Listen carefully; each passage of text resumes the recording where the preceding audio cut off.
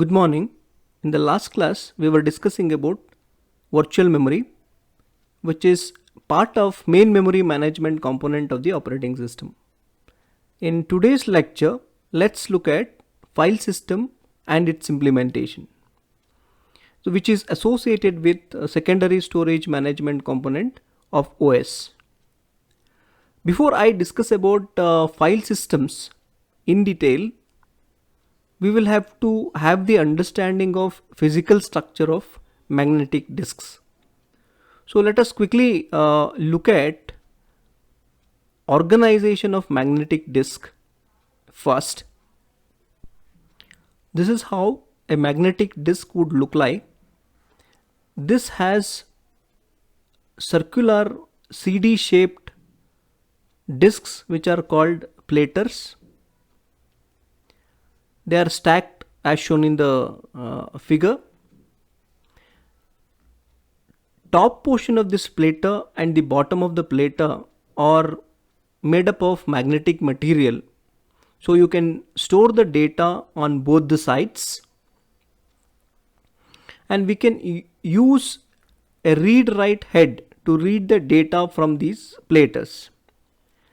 There could be multiple read-write heads attached like this to an ARM assembly. At the center of this stack of platers, you would find a spindle which helps these platers to rotate. Normally, the spindle rotates at a speed of 7,200 revolutions per minute. You can observe two types of movements here: platers rotating at this speed and ARM assembly moving towards the spindle and moving away from the spindle. Both top side and the bottom side of the platers are logically divided into concentric circles known as tracks, and each track is further divided into sectors. Every sector has the capability of holding around 512 kilobytes of data. So the set of such tracks, you can see here, at some ARM assembly position constitutes a cylinder. So what you are seeing here is a cylinder which is named as C. So there could be several such cylinders present in a magnetic disk. Hence, the magnetic disk has the capacity of storing the data in gigabytes. So once the read-write head is put on some track, the data is read or written onto this track when the plater rotates. If the read-write has to read from a different track, then the read-write head or the assembly moves either forward or backward depending on what track it is trying to read from or write to. This is how the magnetic disk functions. Now I have a small video. You have a look at that video. We will come back and discuss about file system in detail after we understand the functioning of magnetic disk properly. What does a hard disk look like in principle? You have a number of platters. So those are the platters. They're connected to a spindle and all of that is rotating. Those platters are magnetic, of course, and then you can write to those platters and read from those platters. This is done by the different disk heads. So they sit on one arm, and this arm can move all the disk heads simultaneously. So you can't position the disk heads individually. If you move that arm, all of the disk heads will move. Once you move the arm to a specific position, you can use one of the heads at a time. You can't use all of the heads simultaneously. You might think it should be able to operate all of the heads simultaneously and read or write in parallel to the different platters, but that doesn't work. The reason for that is that there's some fine-tuning, some fine positioning involved for each track. So if a track here on one platter is at that position, it may be a slightly different position on another platter, even though it's logically the same track. So for that reason, one head may operate at the same time. So we have the platter, we have the spindle, we have the arm. We have the different disk heads, so one for each side of the platter. And then there are these virtual tracks. They are defined by the position of the arm and all the positions you can reach by rotating the platter once. And there's another important term here, that's a cylinder. So a cylinder is a set of similar tracks for all platters. And why similar? As I just explained. Yeah, so the tracks might be on slightly different positions on the different platters. But logically, they're all called the same cylinder. So here in this graphic, all of those tracks here belong to the same cylinder. That's the basic idea of a hard disk. And of course, those platters are rotating. They're rotating pretty quickly, something in between 5,000 to 15,000 rotations every minute. Part of every hard drive is a stack of high-speed spinning disks with a recording head flying over each surface.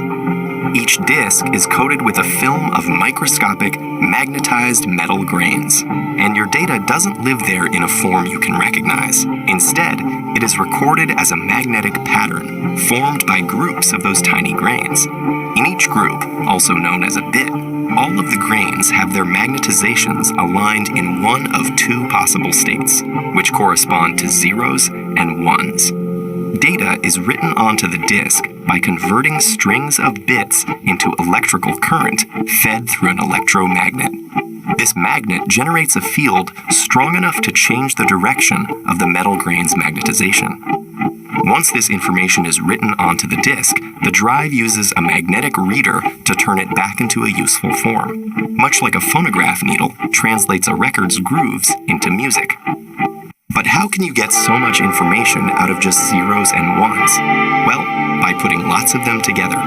For example, a letter is represented in 1 byte, or 8 bits, and your average photo takes up several megabytes, each of which is 8 million bits. Because each bit must be written onto a physical area of the disk, we're always seeking to increase the disk's areal density, or how many bits can be squeezed into 1 square inch. The areal density of a modern hard drive is about 600 gigabits per square inch, 300 million times greater than that of IBM's first hard drive from 1957. This involved multiple innovations. A technique called the thin film lithography process allowed engineers to shrink the reader and writer. And despite its size, the reader became more sensitive by taking advantage of new discoveries in magnetic and quantum properties of matter. Bits could also be packed closer together thanks to mathematical algorithms that filter out noise from magnetic interference and find the most likely bit sequences from each chunk of readback signal. And thermal expansion control of the head, enabled by placing a heater under the magnetic writer, allowed it to fly less than 5 nanometers above the disk surface, about the width of 2 strands of DNA. For the past So in that video, we have seen how data is written onto the hard disk, the direction in which you magnetize the platters determines whether you're trying to write 1 or 0. Now, having understood that, now we are ready to understand what is a file. So file is a logical entity, or you can say that it is a collection of correlated information which is recorded on secondary or non-volatile storage like magnetic disks, which we have seen, optical disks and tapes. Essentially, file has series of zeros and ones like this, and this file can be divided into fields, records,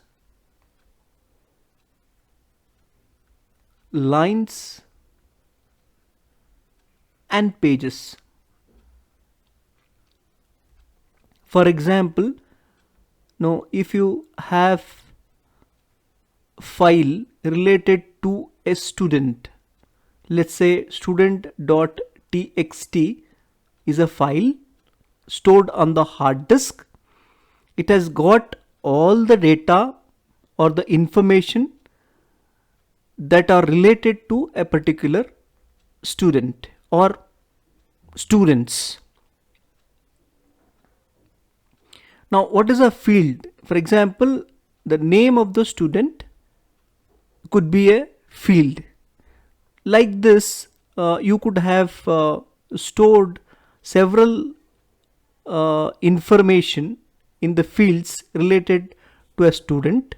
For example, name, his USN, address, semester, etc. Now all this put together for a particular student, for example, a student having USN 01, name XYZ, address ABC and SEM2 is a record for us. Okay, a record is nothing but set of fields. Now there can be multiple records in a line, and there can be multiple lines in a page. So this becomes a file. File is a logical entity which is actually mapped onto hard disk by the operating system. Now let's look at different attributes of a file. Yes, whatever you are seeing on the left hand side of the slide are the attributes attached to a file. Every file will have a symbolic name like what I had written, student, with an extension that will help the system to what application to use to open this file.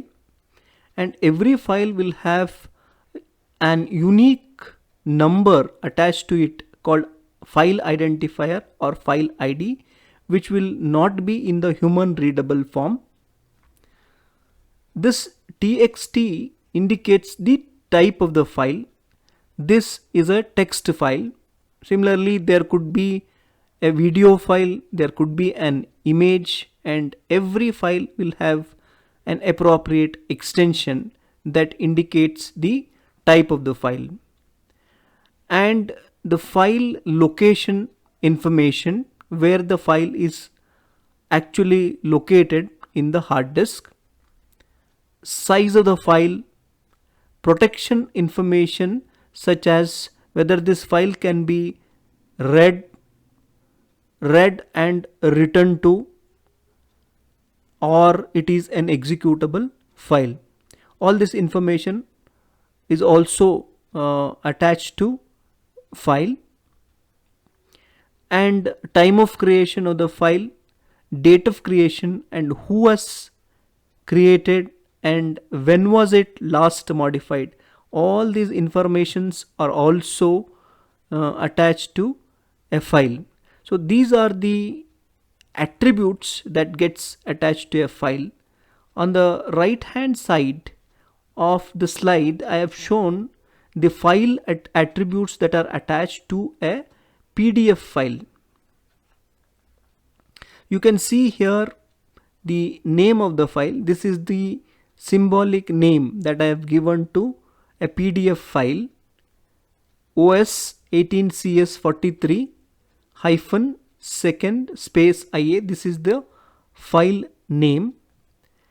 Of course, the identifier we cannot see, and this file is a PDF file, that is the type of the file. So therefore the application that could be used to read this file is an Acrobat Reader.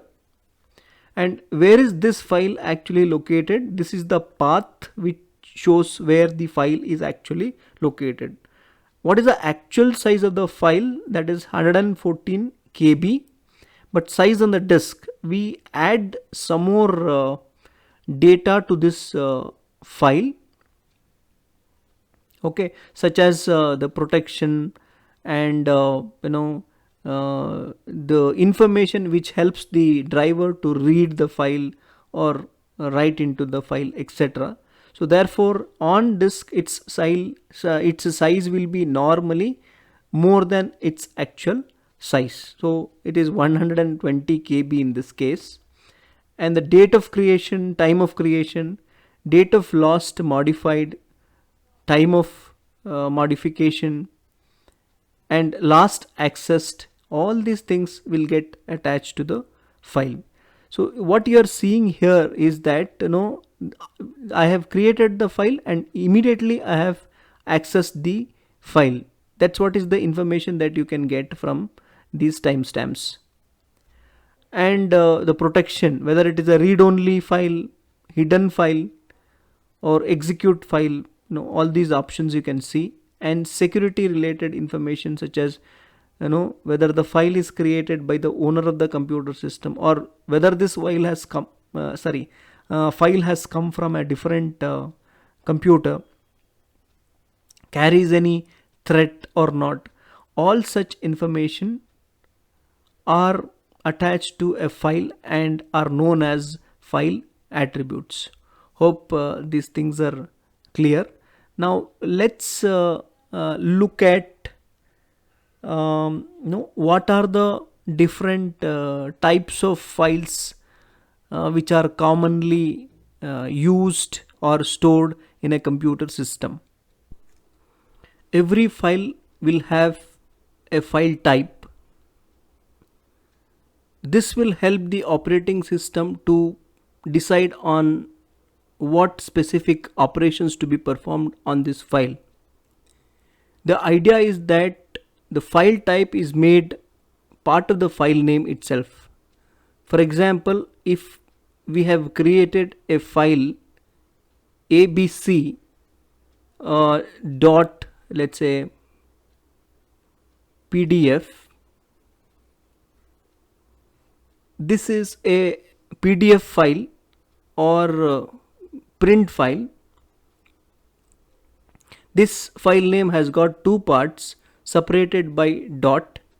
The first part is the symbolic name that is used for the identification purpose, and this second part represents the type of the file.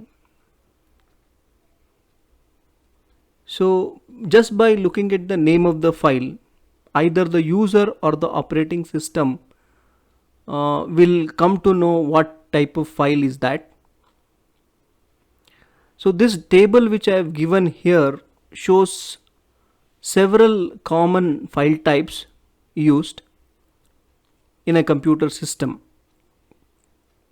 So files may be executable files with an extension .exe or .bin.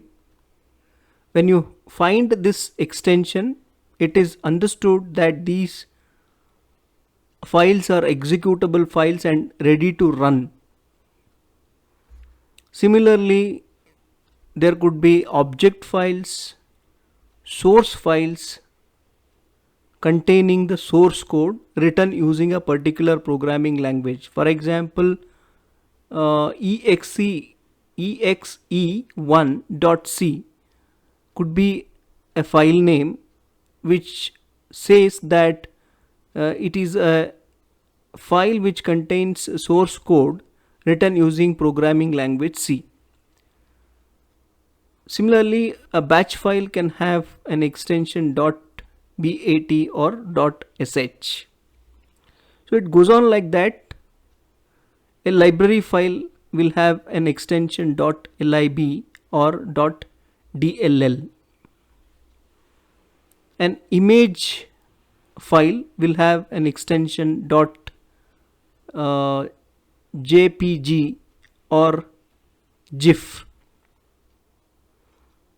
A compressed file or an archive will have an extension RAR, zip or TAR. A multimedia file which has both video, audio, text, etc. will have an extension .mov, .mp3 or .mp4. So essentially a file type will also help operating system or the user in deciding which application has to be used to perform some operations on that file.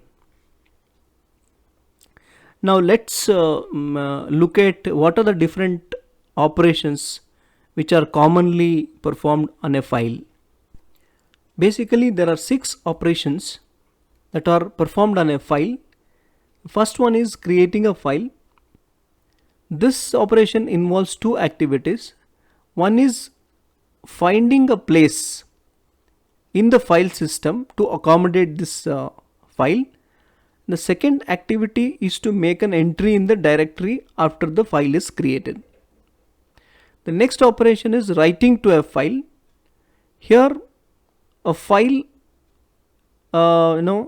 is searched in a directory. We need a pointer here called write pointer, which will take us to a place from where we can write, and we can write with the given information onto a file. Reading from a file is similar to writing. Here also we need a read pointer which will take us to a place from where we can read. Of course here again we search for the named file inside the directory before reading from the file. So commonly we can have a pointer which can be used for performing these 2 operations, writing or reading from a file, and you can call this pointer as current position file pointer. Repositioning within a file is nothing but moving forward or backward from the current position is nothing but repositioning. How do we do that? It is done with the help of loading a given value to the current position file pointer. If the value that is given is a positive value, then that will get added to this and we can move in the forward direction.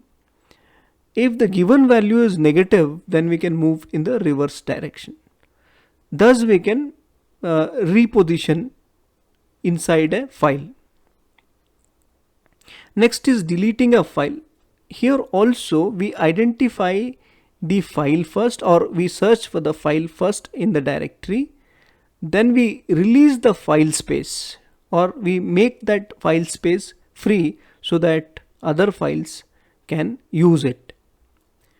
Truncating a file is removing the content from the file. All other attributes of the file would remain same except the size attribute. If you remove the content from the file, the size of the file would decrease. So to give you clear understanding of one such operation that is performed on the file, we have taken an example.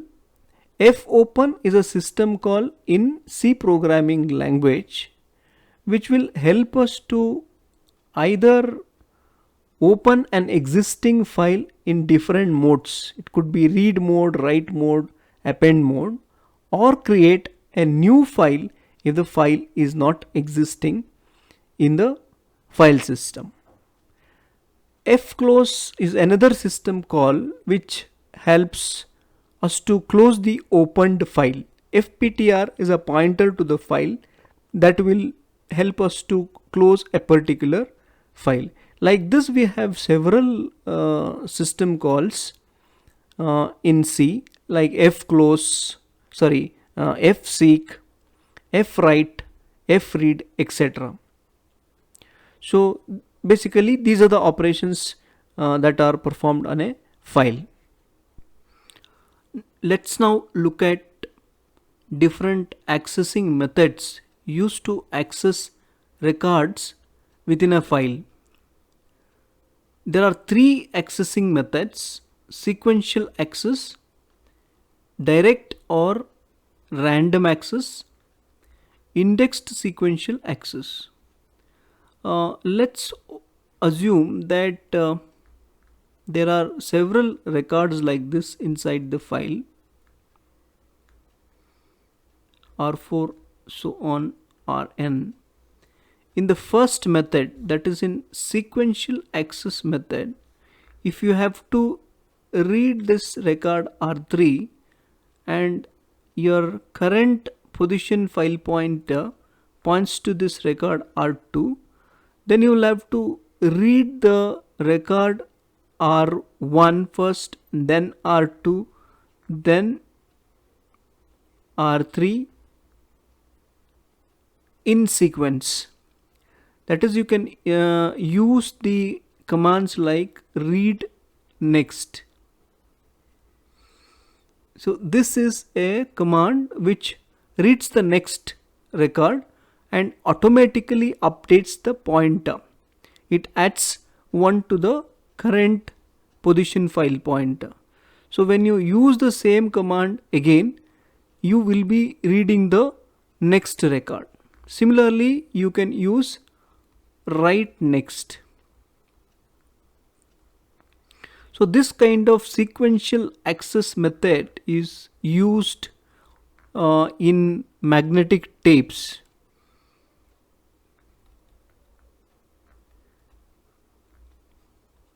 So this method is very cumbersome when you have huge number of records in a file, as you have to access in a particular order. So therefore we go for direct access method or random access method. In the random access method,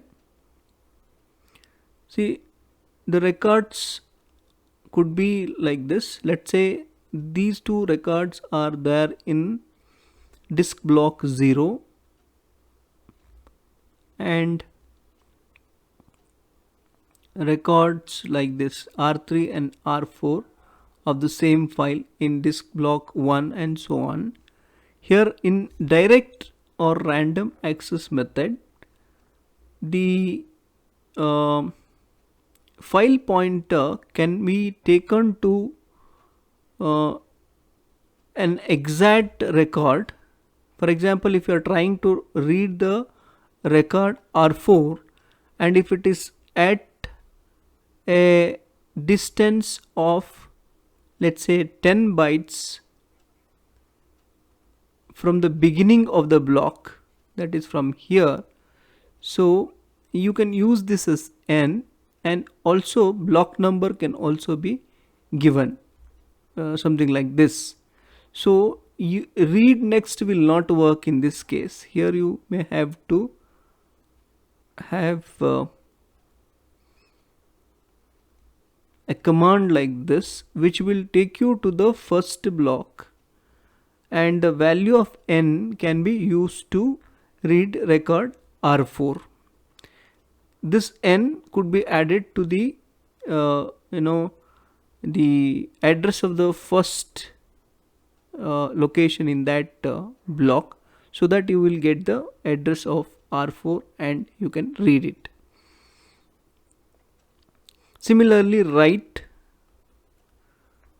can have a similar syntax like this. So this is direct or random access. We can also use hashing technique. to reach the blocks. You can use a hashing function,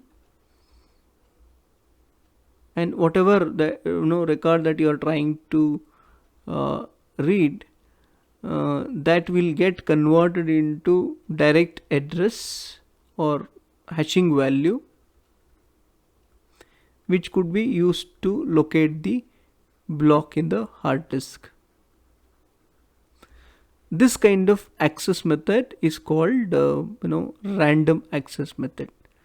I hope you understood. For example, in a file you have records like this YY, ZZ, and let's say you want to read this record. This could be record R3, and you know that this record starts from 15th byte.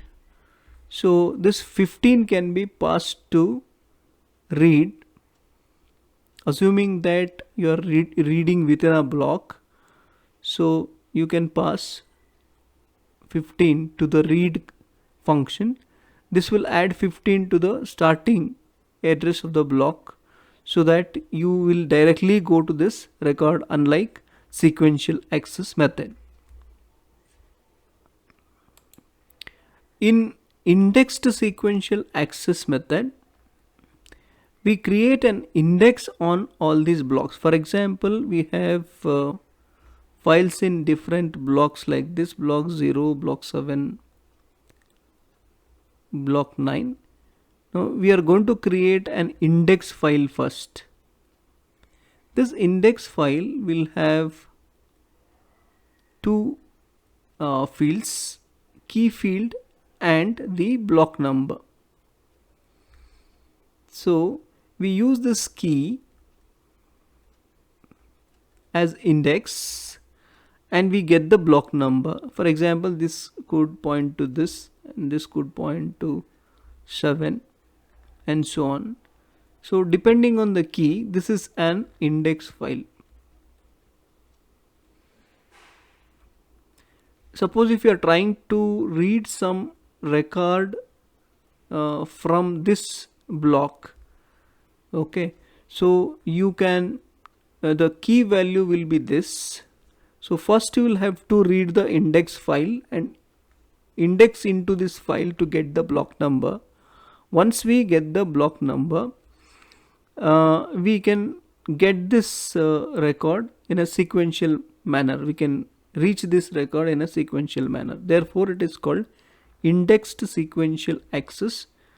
Sometimes this is also called ISAM method, ISAM method of accessing the file. So these are the different accessing methods used to access records within a file. When you have a large file, the index file itself can become a very large file. So in this case, you can break this file into different blocks, put this file in different blocks, and you can have one more level of indexing. So the first index file will help us to index into the second index file, and that will give us the exact block numbers where the file is stored. So this is also possible. Multiple indexing to the blocks where the file is stored is also possible. Now that we have understood what a file is and what are the attributes of a file and how records are accessed within a file, now what we have to understand is how these logical storage units called files are mapped onto physical hard disk. Now there could be one hard disk in the system, or there could be multiple disks in the system. So you can have multiple disks and combine them together to create what is known as a virtual file system. or it can also be called as VFS. So a disk or this virtual file system is divided into several partitions. For example, you can have partition A, partition B, and store files here, or you can combine two disks together. Let's say this is disk 1, so this is disk 2 and disk 3. So you can have one single partition C and store files here. Okay, files here. Now these partitions can also be called as drives, as you know, or you can call them as volumes. So why a volume? Every partition or every volume can have a file system loaded into it, and in these volumes you can put one or more operating systems.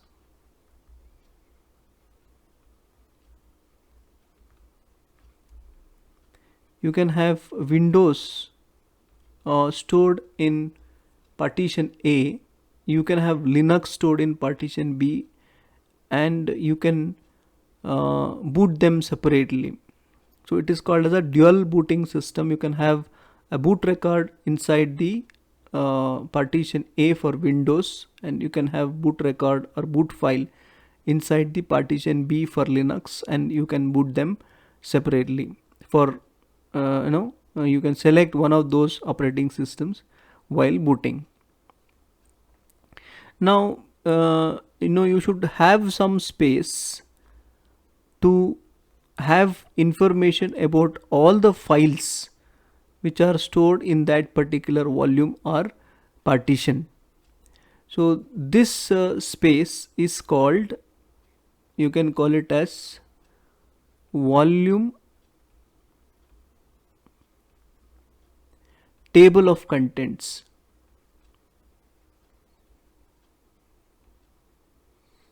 Or simply you can call it as directory. Okay, so these are all directories which will have information about the files stored in that particular partition or volume. This will have information like file name, file size, where the file is located. So it will have information about all the files. So this is how the disk structure would look like. We have just understood disks are basically partitioned into several volumes, and the files are stored, and information about those files are stored in the directory or volume table of contents. Okay, next let's go further and see actually how files are stored on the hard disk. So we have had discussion about disk structure.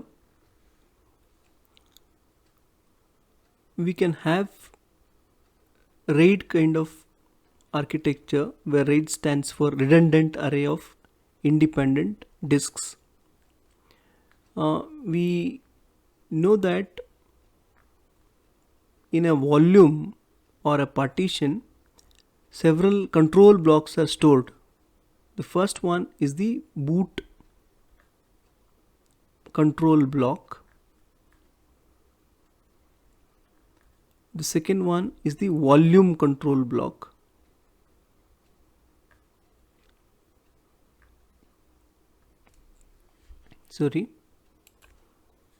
Volume control block, and then the file control block.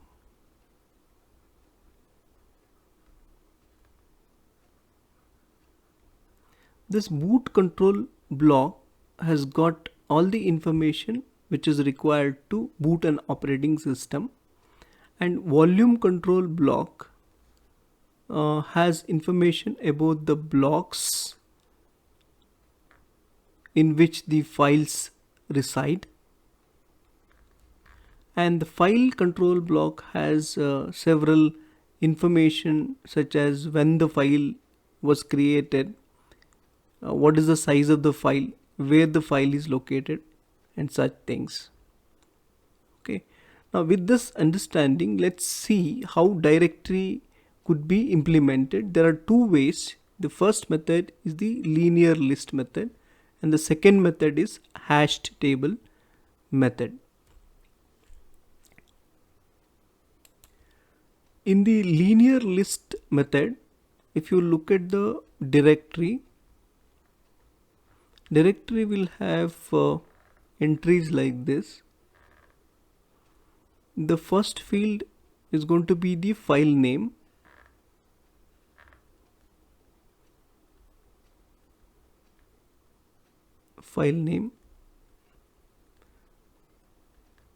Different files which are stored in this directory, and the second field is a pointer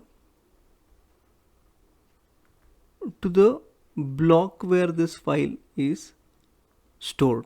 It could be a single block or multiple blocks depending on contiguous allocation or linked memory allocation.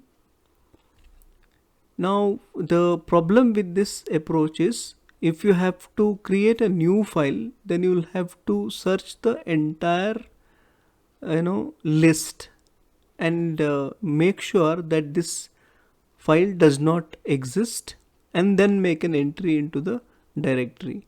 Similarly, when you are trying to delete the file, you will have to search the entire list, and if the file is found, then you will have to free the space which is allocated to that particular file. Similarly, to access a file, you will have to do a linear search, which is going to take a lot of time. So an improvement over this is hashed table.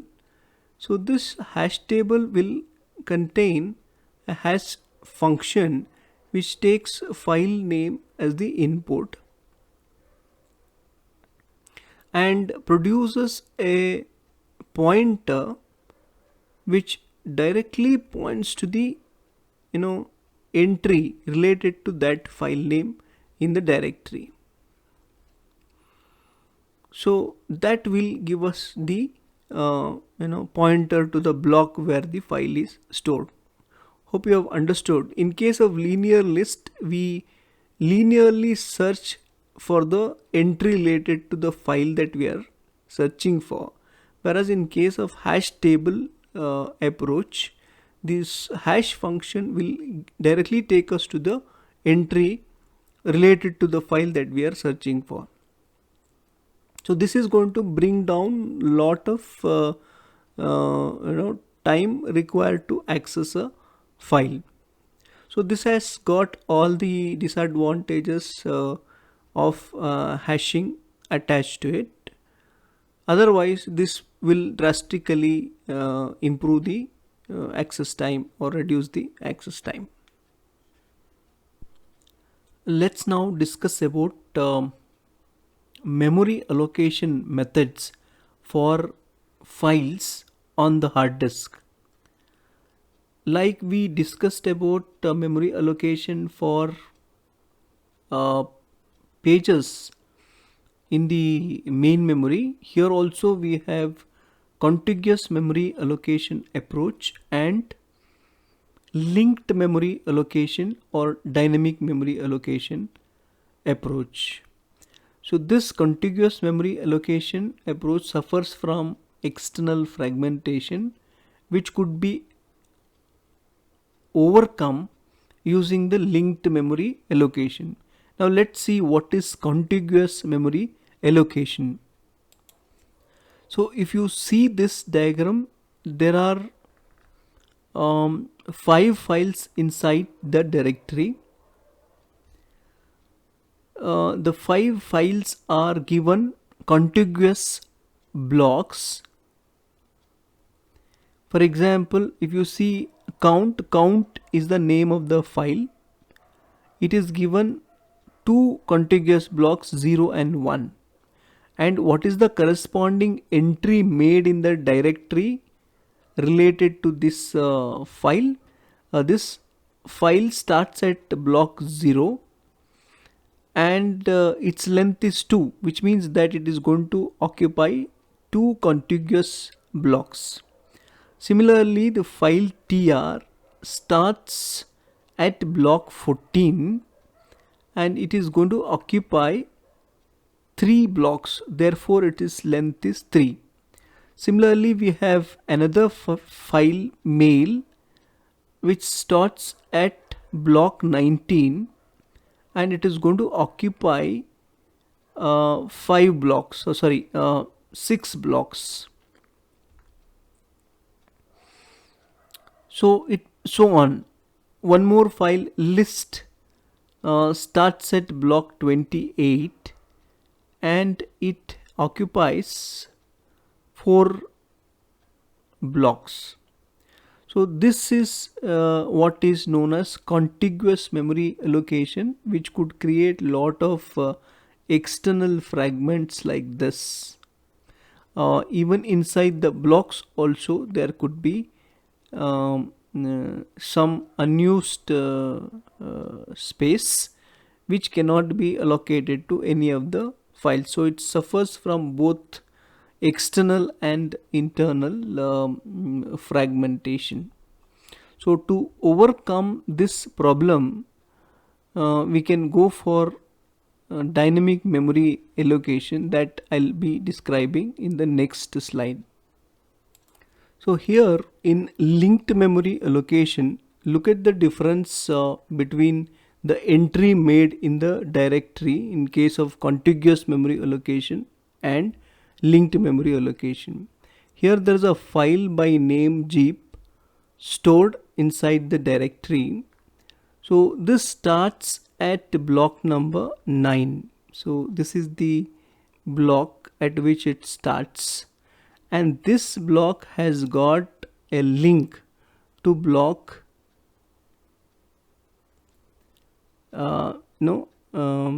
16, and this 16 has got link to block 1, and the remaining records of the file are stored in block 2. So therefore they are linked, and 2 is linked to block number 25.